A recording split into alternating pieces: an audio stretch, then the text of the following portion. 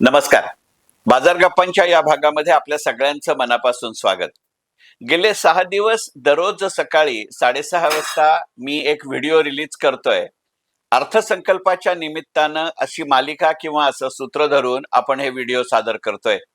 या व्हिडिओतले किंवा या मालिकेतला आजचा 7वा भाग आणि म्हणून या अर्थसंकल्पाच्या निमित्तानं या बाजार गप्पांमध्ये आपल्या सगळ्यांचं मनापासून स्वागत.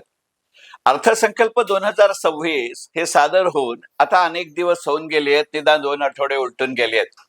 पण आश्चर्याची, गमतीची, काय म्हणायचं ते म्हणा अशी गोष्ट म्हणजे यातल्या एका मुद्द्याची फारशी चर्चा अजून झालेली नाही. अगदी अल्पकाळातच होईल अशातला भाग नाही, पण मध्यम ते दीर्घ कालामध्ये या मुद्द्याचा जर खरोखरच याची त्यानुसार अंमलबजावणी झाली तर फार मोठा परिणाम आपल्या देशाच्या गुंतवणूक क्षेत्रावरती होऊ शकतो. आणि म्हटलं तर हे गुंतवणुकीचं साधन तसं जुनं आहे, पण ते फार वारंवार वापरलं गेलंय किंवा उपयोगात आणलं गेलंय अशी परिस्थिती नाही. आणि म्हणून आजच्या भागाचा विषय अर्थसंकल्पात तरतूद असलेलं म्युनिसिपल बॉन्ड किंवा एकंदरीतच बॉन्ड मार्केट. अर्थसंकल्प 2026-27 हा सादर करत असताना माननीय केंद्रीय अर्थमंत्री निर्मलाजी सीतारामन यांनी असं एक सुतोवाच केलंय की येणाऱ्या काळामध्ये कोणतीही म्युनिसिपालिटी जर 1,000 कोटी रुपये किंवा त्यापेक्षा जास्त रकमेचे बॉन्ड जर एका वेळेला अंमलात आणले किंवा विक्रीला काढले तर त्याला 100 कोटी रुपयांपर्यंतची मदत केंद्र सरकार करेल. हा मुद्दा वरकरणी पाहताना अत्यंत निरुपद्रवी असा वाटतो. याचा उपद्रव नाही, पण उपयोग मूल्य कसं आहे हे मात्र तो काय पद्धतीनं, काय प्रमाणात आणि काय सातत्यानं उपयोगात आणलं जातो. आणि अशा पद्धतीनं बॉन्ड उभे केल्यानंतर, कर्ज रोख्याच्या माध्यमातून निधी किंवा पैसे उभे केल्यानंतर संबंधित संस्था कोणत्या पद्धतीनं आणि किती प्रभावीपणानं याचा उपयोग करते, आणि सगळ्यात महत्वाचं म्हणजे हे प्रकल्प किती वेळात पूर्ण होतात आणि वेळच्या वेळी या बॉन्डवरती ती संबंधित म्युनिसिपालिटी व्याज आणि मुदत पूर्ण झाल्यानंतर त्याचे पैसे परत करते. हे सगळेच मुद्दे जरूर लक्षात घेण्याजोगे आहेत. केवळ म्युनिसिपालिटीनं विक्रीला काढलेले बॉन्ड इतकाच या मुद्द्याचा अर्थ आहे अशातला भाग नाही. एकंदरीतच आधीच्या 6 भागात मी जसं म्हटलं तसं की तपशिलातनं तत्व आणि तत्वातनं तपशील अशा 2 पद्धतीनं अर्थकारणाची मांडणी करता येते. आणि ह्या दोन्ही प्रकारच्या मांडणीमध्ये जितके बोललेले शब्द अभिप्रेत असतात किंवा महत्वाचे असतात, तितकेच न बोललेले शब्दही महत्वाचे असतात. याचं अत्यंत उत्कृष्ट ठळक या अर्थसंकल्पातलं उदाहरण म्हणजे म्युनिसिपल बॉन्ड बद्दलची ही तरतूद. खरं सांगायचं झालं तर म्युनिसिपल बॉन्डची ही तरतूद आपल्या देशाच्या अर्थसंकल्पामध्ये जवळजवळ 15-16 वर्षानंतर येते. मान्य करावं लागेल की तो देशाचा अर्थसंकल्प आहे. देशाचा अर्थसंकल्प, त्याच्यानंतर राज्याचा अर्थसंकल्प, त्याच्यानंतर जिल्हा परिषदांचा अर्थसंकल्प आणि त्याच्यानंतर तालुका समिती, महानगरपालिका, नगरपालिका, ग्रामपंचायती, ग्रुप ग्रामपंचायती अशा पद्धतीची एक संरचना आपल्या देशाच्या लोकशाही व्यवस्थेमध्ये आहे. हे त्याचं महत्व कमी जास्त दाखवणारी गणित नाही, हा फक्त त्यांचा भौगोलिक आवाका दाखवण्याजोगा आहे.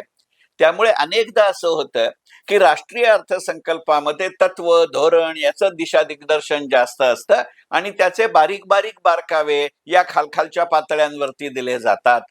त्यातही आपल्या देशाची संविधानात्मक संरचना अशी आहे की काही कृती किंवा काही उपक्रम किंवा काही क्षेत्र ही पूर्णपणाने फक्त केंद्र सरकारच्या अखत्यारीत येतात, ज्याला आपण सेंट्रल प्रेरॉगेटिव्ह किंवा सेंट्रल लिस्ट असं म्हणतो.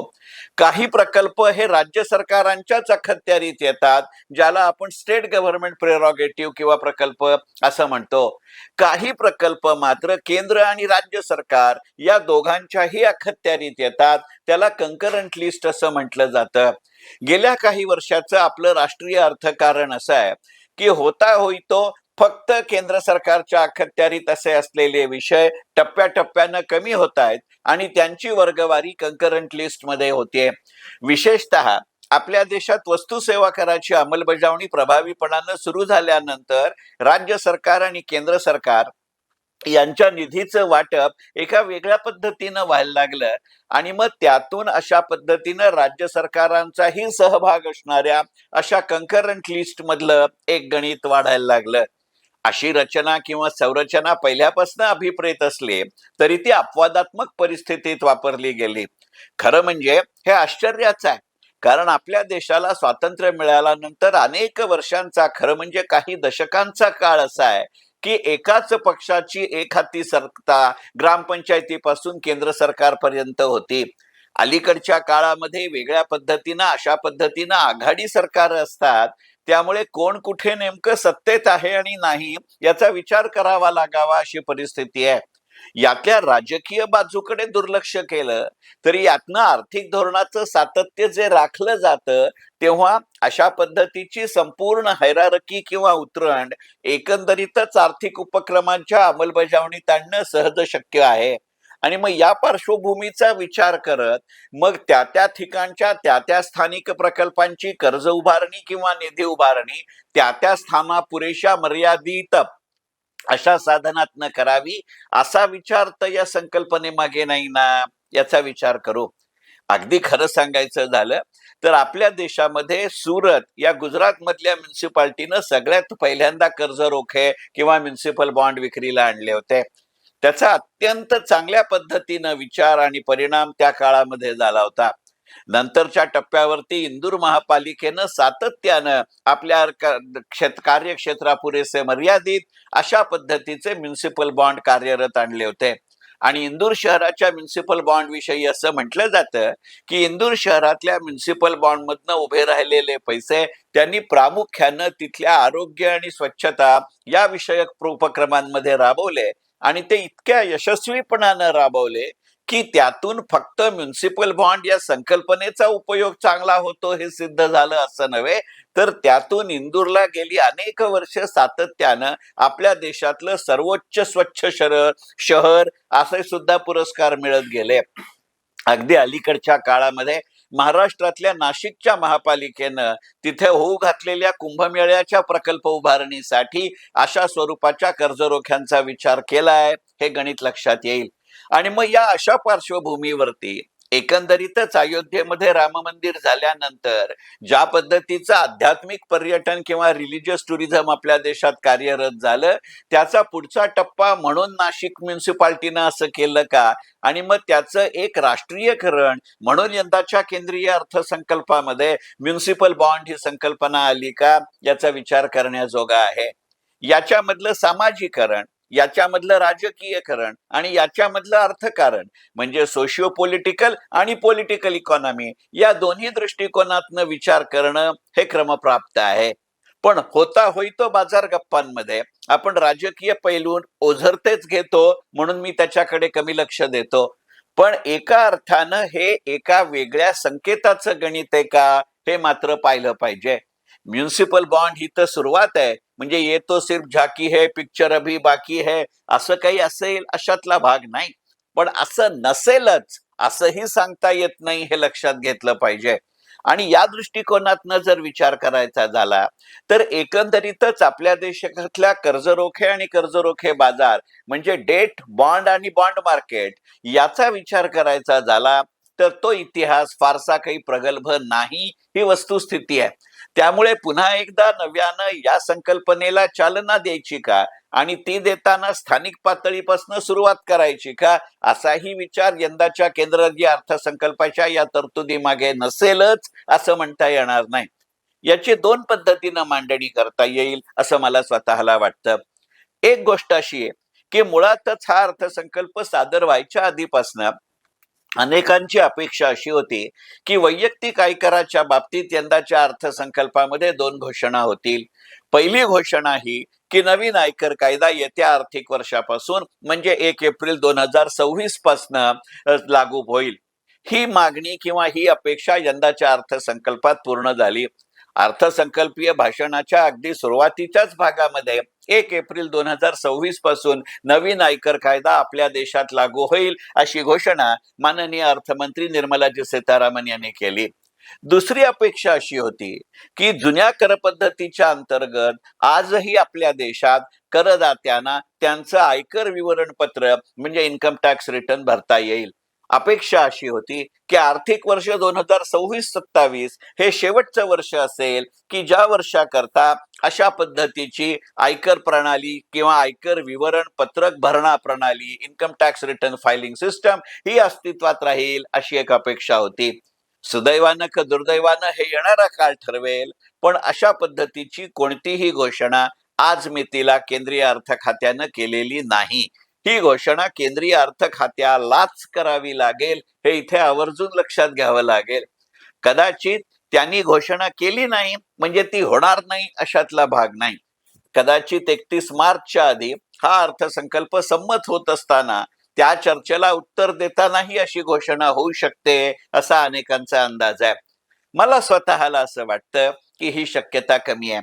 कदाचित एक अजून वर्ष अशा पद्धतीची घोषणा केली जाईल. अशा पद्धतीची आयकर विवरणपत्र भरणा प्रणाली शिल्लक ठेवण्यात येईल आणि त्याच्यानंतर पूर्वसूचना देऊन 2028-29 या आर्थिक वर्षापासनं अशा पद्धतीची आयकर विवरणपत्र जुन्या पद्धतीनं भरता येणार नाहीत असं होईल. हा केवळ संगणकीय प्रणालीचा किंवा एखाद्या कागदपत्रांचा किंवा त्याच्या संचाचा भाग नाहीये. इथे लक्षात घेण्याजोगी गोष्ट अशी आहे की जो वेळेला आपल्या देशामध्ये जुन्या पद्धतीची आयकर कर प्रणाली भरणा पद्धत ही एवढी एकच पद्धत अस्तित्वात होती, त्याचा महत्वाचा भाग असा होता की त्याच्या अंतर्गत करामध्ये सवलत देणाऱ्या अशा अनेक गोष्टी अंतर्भूत होत्या आणि त्यामुळेच अनेकदा असं गमतीने म्हटलं जायचं की खरं सांगायचं म्हणजे केंद्रीय अर्थसंकल्पाच्या भाषणाची सुरुवात ही नेमकं आयकरात काय बदल झाले, एटीसी मध्ये किती वाढ झाली, एटीसीसीडीचं काय झालं, स्टँडर्ड डिडक्शनचं काय झालं, या 2-4 गोष्टी सांगाव्यात म्हणजे तेवढाच लोकांचा स्क्रीन टाइम कमी होईल. याचा विनोदाचा भाग सोडू, पण त्यातनं गणित अशी जन्माला आली की एकंदरीतच ज्या पद्धतीनं पहिल्यापासनं आपल्या देशामध्ये बचत आणि कर रचना यांची सांगड घातली गेली, बचतीचा वाढ व्हावी, प्रोत्साहन मिळावं, त्याचं वाढत्या प्रमाणावरती गुंतवणूक मध्ये परिवर्तन व्हावं, या दृष्टिकोनातनं पहिल्यापासनं अशा पद्धतीच्या साधनांमध्ये कर सवलत देण्यात आली आणि त्यामुळे सुरुवातीच्या काळापासून आज मितीला या अशा पद्धतीच्या गुंतवणुकीच्या साधनांवरती सरकारी गुंतवणुकीची साधनं, पब्लिक डेट, याची प्रचंड मोठी पकड आहे. काळाच्या ओघामध्ये असं लक्षात आलं की अशा पद्धतीच्या गुंतवणुकीनं आपली पाळंमुळं रोवली, लोकांना त्यातनं बचतीची गुंतवणुकीची सवय लागली. सरकारनं या योजनांवरती त्यांना प्रत्यक्षात फायदा होवो अथवा न होवो, पण लोकांना कबूल केलेलं अत्यंत आकर्षक अशा पद्धतीचे रिटर्न दिले. यातनं सरकारकडे याच्या अंतर्गत जमा होणारी रक्कम ही मोठ्या प्रमाणावरती वाढती राहिली. हे अगदी आज मितीपर्यंत सत्य आहे, ही वस्तुस्थिती आहे. पण इथे एक गोष्ट लक्षात घ्यावी लागते की अशा पद्धतीनं करामध्ये सवलत मिळावी या हेतून का होईना, पण लोकांनी केलेली गुंतवणूक ही त्यांची ऍसेट असते, पण सरकारचं मात्र कर्ज आणि जबाबदारी असते. आणि अशा वेळेला चढत्या वाढत्या फिरत्या व्याजदरांच्या जमान्यामध्ये फ्री फ्लोटिंग पद्धतीच्या बाजारात आणि करन्सीमध्ये आपल्या व्याजाला कबूल करून राहणं किंवा पकडून राहणं ही सरकारवरचा आर्थिक बोजा ठरायला लागला. म्हणजे एकीकडे म्युच्युअल फंडला असं सांगायचं की past performance is not a guarantee for the future, पण हे तत्व मात्र स्वतःच्या गुंतवणुकीबद्दल किंवा स्वतः गुंतवणूक म्हणून स्वीकारलेल्या ठेवींबद्दल अंमलात आणायचं नाही, हे गणित कठीण होती. या तात्विक आणि सैद्धांतिक भूमिकेवरती जुन्या आयकर प्रणालीच्या भरणा पद्धतीपासून आपण नवीन आयकर विवरणपत्राच्या भरणा पद्धतीकडे गेलो.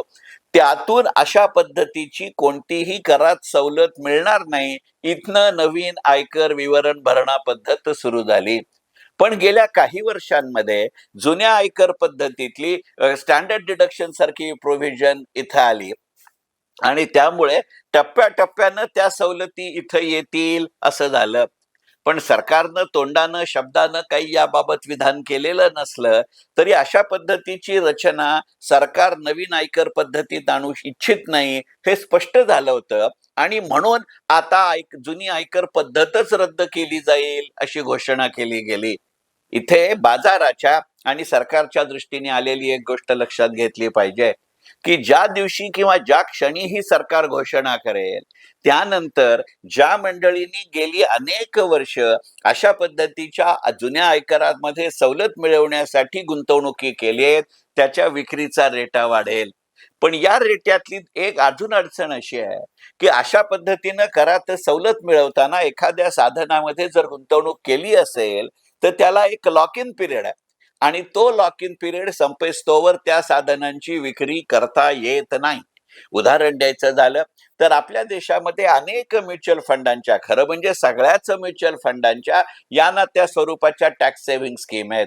म्युच्युअल फंडच्या टॅक्स सेव्हिंग स्कीम मध्ये जर पैसे गुंतवले तर त्याला 3 वर्षाचा लॉक इन पिरियड आहे. अशा पद्धतीच्या योजना अनेक बँकांच्या आहेत. अशा पद्धतीच्या बँकांच्या करबचत योजनांमध्ये पैसे गुंतवले, टॅक्स सेव्हिंग स्कीम मध्ये पैसे गुंतवले तर त्याला 5 वर्षाचा लॉक इन पिरियड आहे. आणि आज मितीला प्रचलित असलेला कायदा असं सांगतो की लॉक इन पिरियड संपायच्या आत जर मी त्या साधनाची विक्री केली तर केवळ त्याच्यावरती मला अर्ली रिडम्पशन चार्ज पडतो असं नव्हे, तर ज्या वर्षामध्ये मी अशी गुंतवणूक केली आहे त्या काळात अशी गुंतवणूक केली म्हणून त्याच्यातनं प्राप्त होणारी मी जर कर सवलत घेतली असेल तर ती सवलत रद्द करून मला पुन्हा टॅक्स भरावा लागतो. याचं पडणारा बोजा हा गमतीचा आहे. यातनं सरकारला उत्पन्न मिळालं तरी एक रकमी एका विशिष्ट काळामध्ये बाजारावरती पडणारा विक्रीचा वेग लक्षात घेतला पाहिजे. कारण मी जेव्हा म्युच्युअल फंडच्या टॅक्स सेव्हिंग स्कीम मध्ये पैसे गुंतवतो तेव्हा मी एक रकमी पैसे गुंतवतो, पण अशा पद्धतीनं करदात्यांकडनं गोळा केलेल्या पैशाची गुंतवणूक ही म्युच्युअल फंडाने सरकारी कर्ज रोखे, ज्याला आपण जीसेक किंवा गव्हर्नमेंट सिक्युरिटी म्हणतो, यात मोठ्या प्रमाणावर केलेली असते. कॉर्पोरेट बॉन्ड मध्ये केलेली असते, काही प्रमाणात का होईना पण इक्विटी मध्ये केलेली असते. मग ज्या वेळेला मी ही रक्कम काढून घ्यायचा विचार करेन त्यावेळेला म्युच्युअल फंडनी अशी केलेली गुंतवणूक त्यांना बाजारात विकावी लागेल आणि त्यातून ते म्युच्युअल फंड आपल्याला पैसा देऊ शकेल. मुळातच गेल्या काही काळांमध्ये आपल्या असं लक्षात आलं असेल की 3 ते 4 वर्षापूर्वी ज्या वेगानं, ज्या प्रमाणात, ज्या प्रभावानं अशा पद्धतीच्या टॅक्स सेव्हिंग स्कीम मध्ये आपल्या राष्ट्रीय अर्थव्यवस्थेत पैसा गोळा केला गेला, त्याच्यामध्ये गेल्या 2 ते 3 वर्षामध्ये प्रचंड उतरण झाले आहे. त्यामुळे आता असलेल्या असेट अंडर मॅनेजमेंटच्या लिक्विडिटीतनं आपले पैसे एक रकमी परत करणं ही सहज शक्य गोष्ट नाही. त्यामुळे प्रत्यक्ष विक्रीचा या तिन्ही क्षेत्रांवरती आलेला प्रभाव आणि परिणाम याचा विचार करून सरकारनं यंदा ही घोषणा केली नसेल. कारण मुळातच गेले काही काळ आपल्या देशाच्या आणि जगाच्या गुंतवणूक क्षेत्रात नानाविध राजकीय, भौगोलिक, सामाजिक आणि आर्थिक कारणांमुळे गडबड आहे. त्या अनिश्चिततेमध्ये या अनिश्चिततेची भर घालणं हे सुज्ञपणाचं पाऊल असणार नाही. आणि दुसरं, अनेक संस्था अशा आहेत की ज्यांना इलिजिबल सिक्युरिटी मध्येच गुंतवणूक करावी लागेल. मग अशा पद्धतीची कर प्रणाली रद्द झाल्यानंतर त्या इलिजिबल सिक्युरिटीचं प्रमाण कमी होईल. त्याच्यावरती उत्तर म्हणून अशा म्युनिसिपल बॉन्ड्सची घोषणा होते का, हे गणित लक्षात घेतलं पाहिजे. म्हणजे दिसायला ते म्युनिसिपल बॉन्ड असं असलं तरी त्याच्या पाठीमागे कदाचित अशी कारणमीमांसा असते आणि अशा विषयाची चर्चा व्हावी म्हणूनच तर आजच्या मालिका किंवा आत्ताची ही मालिका अर्थसंकल्पाच्या निमित्तानं मनपूर्वक धन्यवाद.